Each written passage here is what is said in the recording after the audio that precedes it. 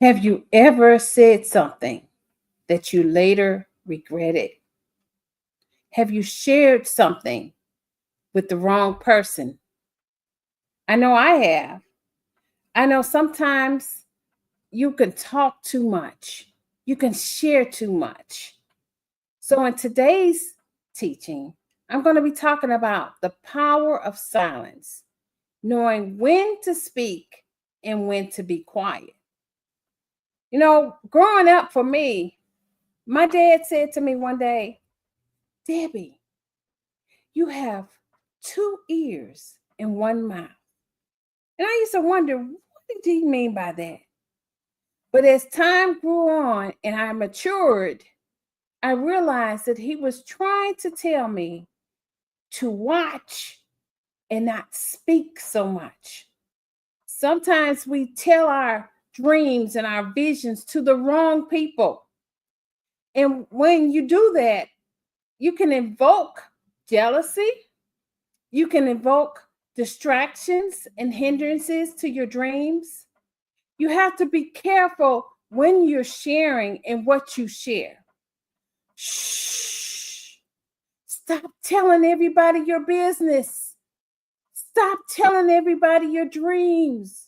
No one needs to know what's going on in your life but you and God. And so as I go on and I share this, I have my notes here because I want to just stay on track. I was awakened this morning. I got to thinking about the times when I shared too much with the wrong people. I remember one day when I was in school, I used to say, oh, I want a Jeep Grand Cherokee. I want a Jeep Grand Cherokee. I had this older car and it wasn't exactly all that fancy. And I saw a Jeep Grand Cherokee one day and I said, that's the kind of car I want. Well, down the road, I guess I had said it so much. Down the road, this administrative assistant came in one day. And she said, guess what, Deborah? I got a Jeep Grand Cherokee. And I'm like, oh, that's my dream car.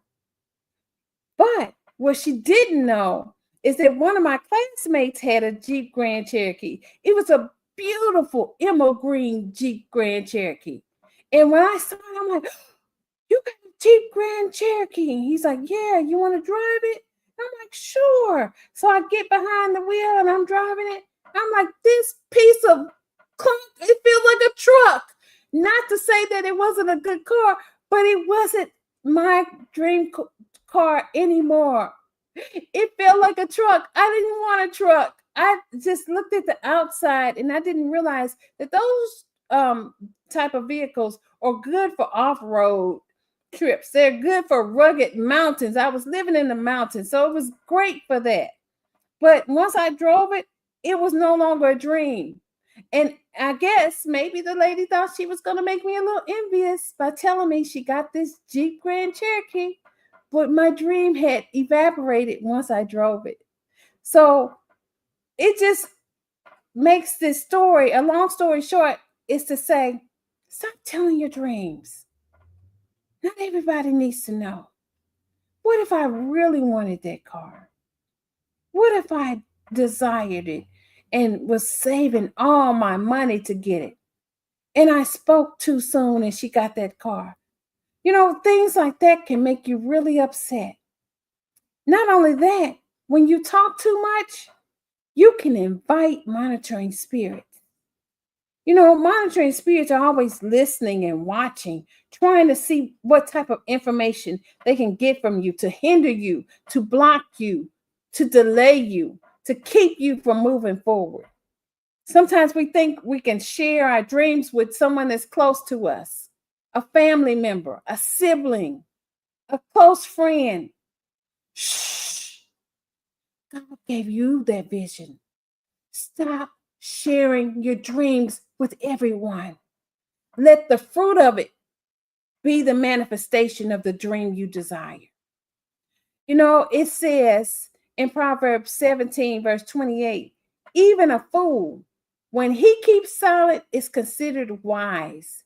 When he closes his lips, he is considered prudent. Be quiet. Sometimes silence is the wisest response. You don't have to share everything. You don't have to give the enemy the one up on what you're planning on doing. When you're moving from one job to another, it may not be that you dislike the job that you're in, but you're looking for more pay. You're looking for a promotion. You found the job that you desire. Shh. Because you cannot tell someone, yes, I'm thinking about leaving. You tell a colleague, and the next thing you know, not only do you not get that job, but you're terminated from the one you're in. Don't tell everyone your dreams. Don't tell them. Because sometimes you can even share it with the family member. Hey, I'm looking to become blah, blah, blah. And they can say, who do you think you are? You don't have the skills.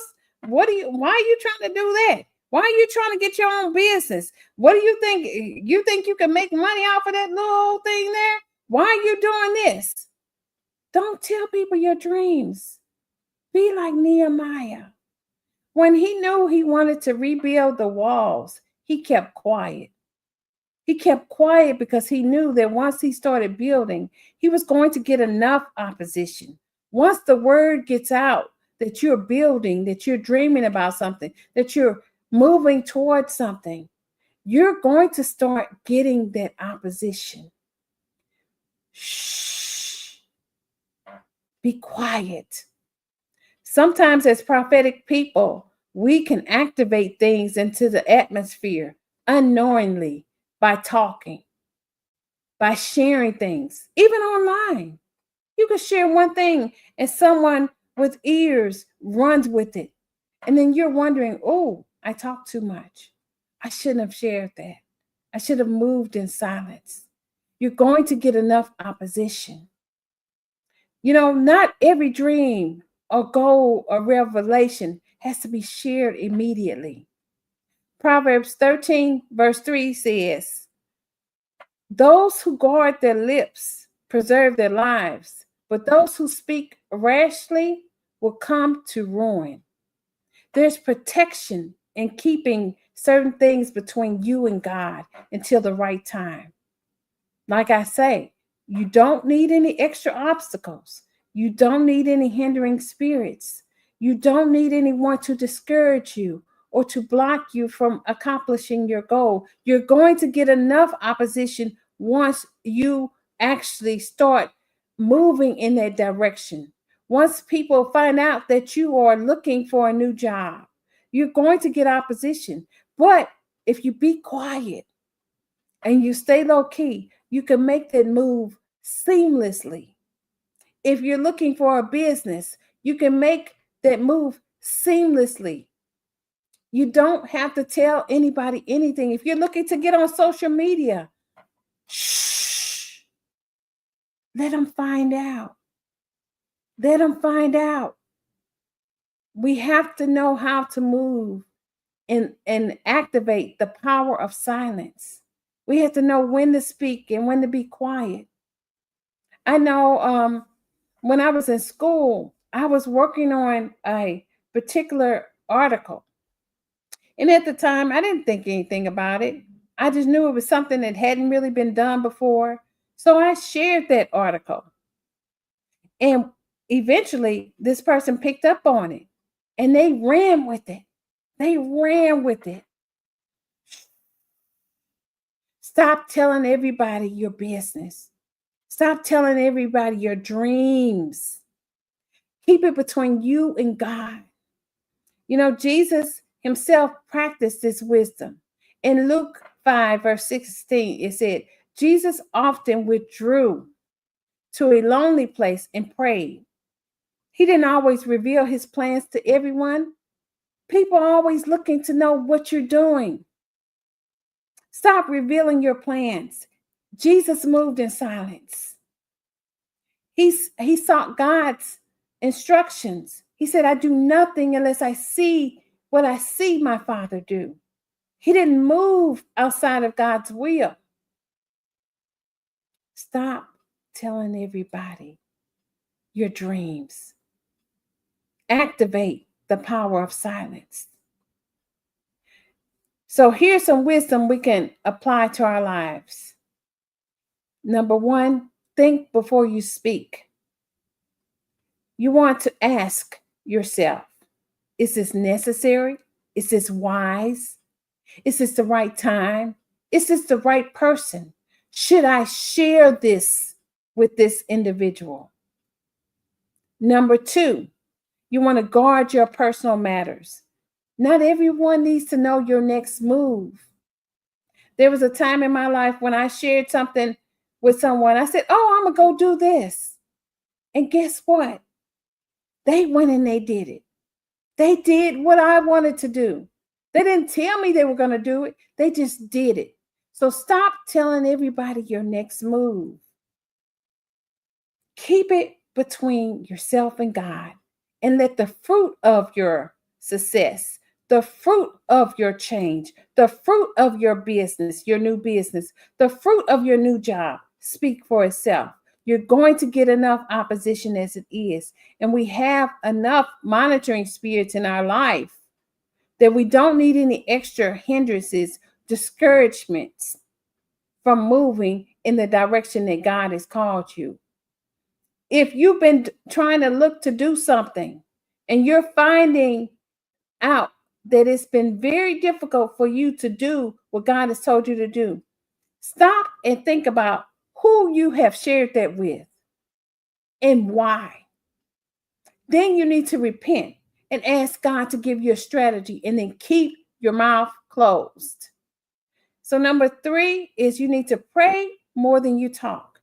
Instead of sharing every thought or every struggle with others, bring them to God first. Journal them out.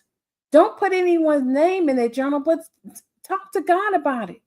Write it down. Wait for his wisdom to pour down on you and to give you the direction.